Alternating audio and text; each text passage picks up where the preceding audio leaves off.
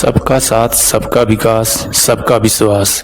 सूझबूझ वाली सरकार, आत्मनिर्भर बनाने वाली सरकार, भारत को विश्व गुरु बनाने वाली सरकार आज संकट के समय में बोल रही है कि सरकार हमारी है, समस्या तुम्हारी है।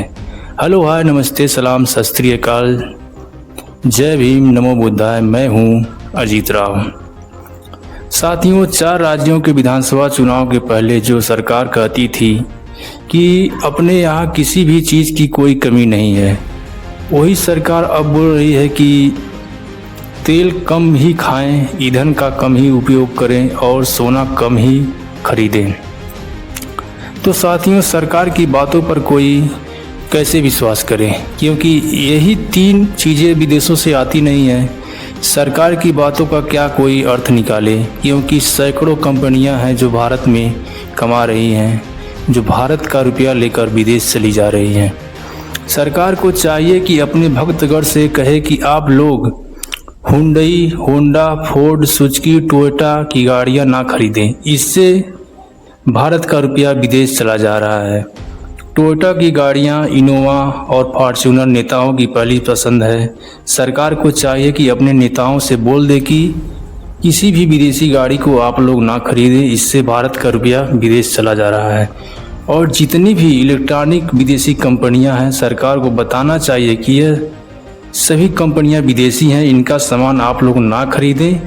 और इस समय गर्मी का सीज़न है, तो सरकार को बताना चाहिए कि आप लोग फला विदेशी कंपनियों का कोई भी ठंडा पेय पदार्थ ना पिएं, इससे भी भारत का रुपया विदेश चला जा रहा है। केवल तेल, गैस, सोना पर ही क्यों सरकार चिता रही है।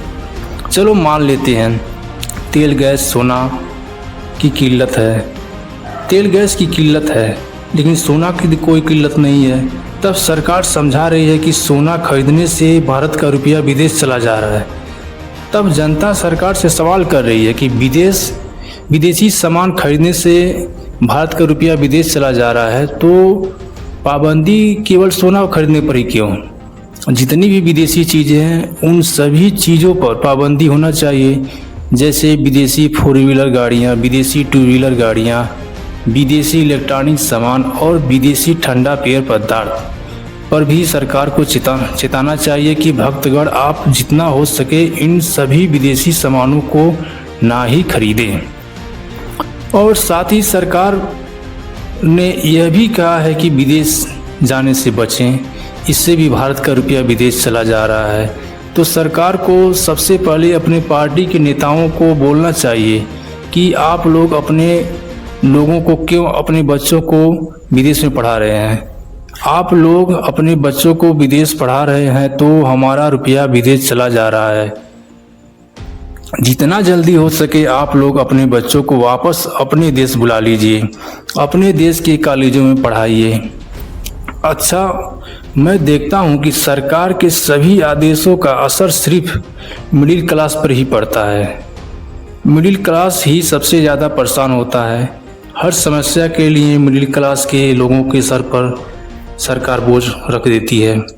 नोटबंदी हुआ तब भी सबसे ज़्यादा परेशान मिडिल क्लास के लोग हुए। कोरोना के समय में भी सबसे ज़्यादा परेशान मिडिल क्लास के लोग हुए, और अब युद्ध के समय भी मिडिल क्लास के लोग परेशान हैं। सरकार ने ऐसा ढांचा तैयार कर दिया है कि इससे इस देश में या तो खूब अमीर रहो, अरबों रुपया आपके पास हो तब ठीक है, या तो खूब गरीब रहो, 5 किलो राशन पर निर्भर रहने लायक रहो तब ठीक है। मिडिल क्लास के लिए कोई भी जगह नहीं है।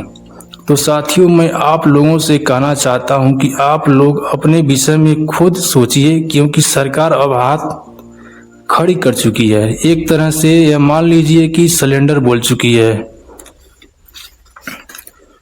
इसीलिए मैंने कहा है कि सरकार हमारी है, समस्या तुम्हारी है।